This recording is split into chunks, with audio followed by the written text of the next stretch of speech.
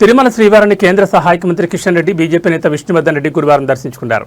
ఈ ఏడాది సమృద్ధిగా వర్షాలు కురవాలని శ్రీ వెంకటేశ్వర స్వామిని ప్రార్థించినట్టు తెలిపారు. జూన్ నెలలో అనేక ప్రాంతాల్లో సాధారణ కంటే 40 నుంచి 50% తక్కువ వర్షపాతం నమోదవడం ఆందోళనకరమన్నారు. నీటిని వృధా చేయకుండా సంరక్షించాలని ప్రజలకు పిలుపునిచ్చారు.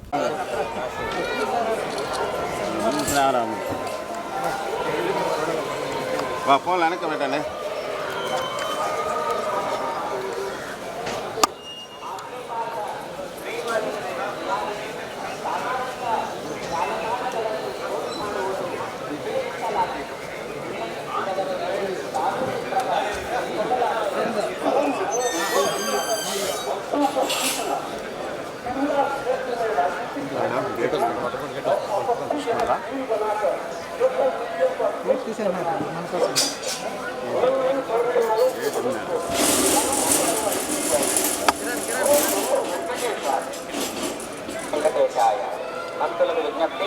తిరుమల క్షేత్రం నందు రాజకీయ ప్రసంగాలు చేయడం మరియు అభ్యంతరకరమైన రీల్స్ చేయడం, సామాజిక ಮಾಧ್ಯಮಗಳಲ್ಲಿ పోస్ట్ చేయడం ಉಲ್ಲಂಘಿಸಿದವರಿಗೆ ಕಾನೂನು ಕ್ರಮ ಕೈಗೊಳ್ಳಲಾಗುತ್ತದೆ. ವೆಂಕಟೇಶಾಯ सूचना तिरुमला क्षेत्र में राजनीतिक भाषण देना और आपत्ति सोशल मीडिया करने वालों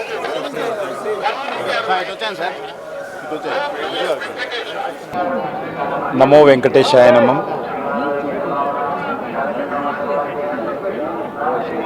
కలియుగ వైకుంఠ దేవుడిగా మరి శ్రీ వెంకటేశ్వర స్వామి ఏడుకొండలవాడి యొక్క దర్శనం చేసుకోవడం జరిగింది. ఈ సందర్భంగా నేను కానీ మనమందరం కానీ భగవంతుని ప్రార్థించాల్సింది ప్రస్తుత పరిస్థితుల్లో ఒకటే. ప్రకృతి కారణంగా ఈ సంవత్సరము చాలా తక్కువ వర్షాలు వస్తాయని ప్రపంచమంతా కూడా ఆందోళన చెందుతూ ఉంది. జూన్ మాసంలో రావాల్సినటువంటి వర్షాలలో కొన్ని ప్రాంతాలలో 40%, కొన్ని ప్రాంతాలలో 50% తక్కువ వర్షపాతం నమోదైంది. ఇది చాలా ఆందోళనకరమైనటువంటి అంశం. ప్రపంచంలో అత్యధిక జనాభా కలిగినటువంటి మనలాంటి దేశంలో ఏ సంవత్సరానికి ఆ సంవత్సరం మంచి వర్షాలు కురిస్తేనే కావలసినటువంటి తిండి గింజలు కానీ, దేశానికి కావాల్సినటువంటి ప్రజల అవసరాలు కానీ మరి తీరుతాయి. నెలట్టయితే విపరీతమైనటువంటి ప్రకృతి వైపరీత్యాలతో మరి అనేక రకాల సమస్యలు కూడా ఉత్పన్నమయ్యే అవకాశం ఉంది. ఈ సందర్భంగా కలియుగ దైవమైనటువంటి శ్రీ వెంకటేశ్వర స్వామిని ప్రార్థించేదొకటే. మన దేశంలోనే కాదు ప్రపంచమంతా కూడా ఈ సంవత్సరం మంచి వర్షాలు రావాలని, ప్రజలకు ఏ కష్టం రాకుండా చూడాలని భగవంతుని ప్రార్థిస్తున్నాను.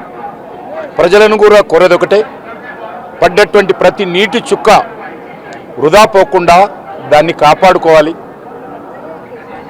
మరి ఈ సంవత్సరము తక్కువ వర్షపాతం నమోదవుతున్న సందర్భంగా ప్రతి నీటి చుక్క కూడా ఎంతో ప్రాధాన్యత ఉంటుంది. కాబట్టి ప్రతి ఒక్కరు కూడా ఆ దిశలో ఆలోచన చేయాల్సిందిగా నేను మరి ఈ పవిత్ర స్థానం నుంచి ప్రజలకు కూడా విజ్ఞప్తి చేస్తా ఉన్నాను. ప్రతి నీటి చుక్కను ఒదిసి పట్టుకొని దాన్ని కాపాడుకుంటేనే ఈ కష్టకాలంలో ప్రజలకు తాగునీరు కానీ, సాగునీరు కానీ, మరి ప్రకృతి వైపరీత్యాలకు కానీ ఇబ్బంది లేకుండా మనకు ముందుకెళ్తామని మనం చేస్తా ఉన్నాం.